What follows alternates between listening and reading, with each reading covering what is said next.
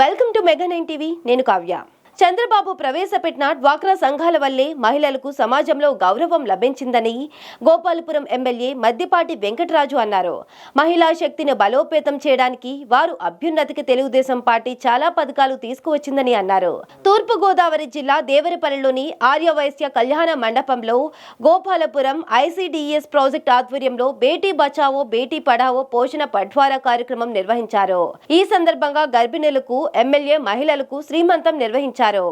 చీర సారే పెట్టి వారిని ఆశీర్వదించారు.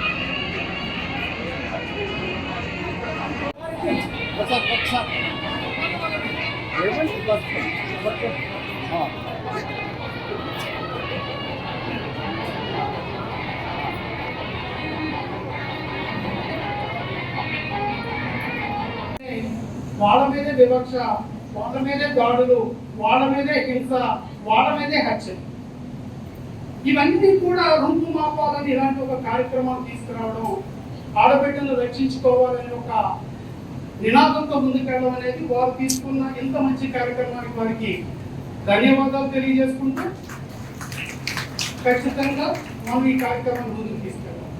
రెండో అంశం వారు తీసుకున్నది పౌష్టికాహారం. మీరు ఒక మంచి విత్తనం తీసుకున్నారు, మంచి ఫలాలు అందించగలిగే ఒక మహావృక్షాన్ని తయారు చేయగలిగే ఒక విత్తనం తీసుకున్నారు. కానీ ఆ విత్తనాన్ని ఒక బీడి నేల మీద, సారవంతం లేని నేల మీద వేస్తే మొలుస్తుందా?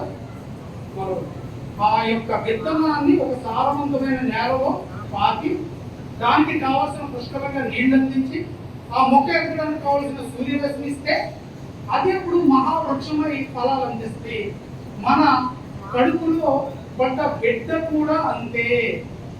ఆ శిశువుకి, గర్భాశయంలో ఉన్న శిశువుకి మనం పౌష్టికాహారాన్ని బలంగా అందిస్తేనే తను ఒక సమర్థవంతమైన, అంటే ఇప్పుడు అన్ని రకాలుగా అన్ని అంటే శారీరక ఆరోగ్యం, మానసిక దృఢత్వం రెండు కలిసి ఉన్న వ్యక్తిగా ఎదగాలి అంటే ఆ యొక్క ఎప్పుడైతే గర్భాశయంలో బిడ్డ నమూనా మొదలవుతుందో అప్పటి నుంచి కూడా పౌష్టికాహారం అందించాలి. కానీ మన ఆర్థిక నేపథ్యాలు, మనకుండే కుటుంబ నేపథ్యాలు అందుకు సహకరించాలి. మొన్న ఒకసారి డయేరియా వ్యాధులు ఎక్కువగా విజృంభిస్తున్నప్పుడు గోపాలపురం గవర్నమెంట్ హాస్పిటల్ విజిట్ చేసినప్పుడు నేను అక్కడికి వెళ్తే నాకు మనసు బాగా కలిసి వేసిన సంఘటన ఏంటంటే, ఒక ఆవిడికి డయేరియా వచ్చింది, అంటే డీహైడ్రేషన్ అయిపోయింది. ఎందుకు వచ్చిందమ్మా అంటే అమ్మాయి కూలి పనికి వెళ్ళింది. ఎందుకు అమ్మాయి ఎవరంటే 5 నెలల గర్భిణి. సరే కూలి పనికి వెళ్తే డీహైడ్రేషన్ అయిపోతుందా అంటే రెండో షిఫ్ట్ కూడా చేసింది, కూలి పని ఎక్కువ వస్తుంది. ఉదయం 6 గంటలకు 7 గంటలకు వెళ్తాం కదా పొగాకు ఆకుకొట్లకి, వెళ్ళి 11 వరకు చేసి మళ్ళీ 11 తర్వాత నుంచి మళ్ళీ 4 గంటల వరకు 2 షిఫ్ట్లు కంటిన్యూ చేసింది. విపరీతమైన ఎండ, డీహైడ్రేషన్, 5 నెలల గర్భిణి ఆవిడ హాస్పిటల్లో చేరాల్సి వచ్చింది. అంటే ఇది మన కుటుంబ నేపథ్యం. పౌష్టికాహారం దేవుడు ఎరుగు. 3 పూట్లు మనం తినాలన్నా కానీ ప్రతిరోజు కష్టిస్తే కానీ అది సాధ్యం.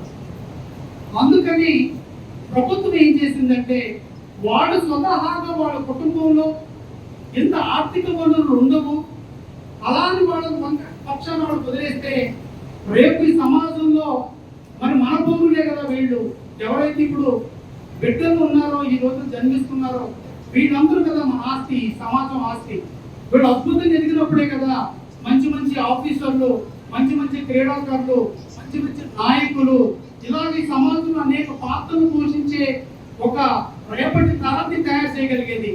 మరి వాళ్ళు మానసికంగాను శారీరకంగాను దృఢంగా ఉన్నప్పుడే కదా అని ప్రభుత్వం గుర్తించి ఈ పౌష్టికాహార లోపం అనేది ఉండకూడదని బలంగా నమ్మి ఈ రోజున ICDS ద్వారా కావచ్చు, ఇతర సంస్థల ద్వారా కావచ్చు అనేక వెచ్చించినా సరే క్షేత్ర స్థాయిలో ఉన్నటువంటి అధికారులు కానీ పనిచేస్తున్నటువంటి టీచర్స్ కానీ మరి ఒక ముఖ్య సమగ్రాభివృద్ధి, శిష్యులని అభివృద్ధి చేయాలి, సమాజాన్ని అభివృద్ధి చేయాలి, మంచి జనరేషన్ తీసుకురావాలి సమాజంలోకి అనేటువంటి దృష్టితోటి ప్రతి ఒక్కరు కూడా బాధ్యతగా మనం ఏవైతే బాధ్యత చేస్తున్నామో ఆ బాధ్యతని 100% నిర్వహిస్తే ఏ శాఖ అయినా సరే, ఏ డిపార్ట్మెంట్ అయినా సరే, ఏ రంగం అయినా సరే అభివృద్ధి చెందుతారు.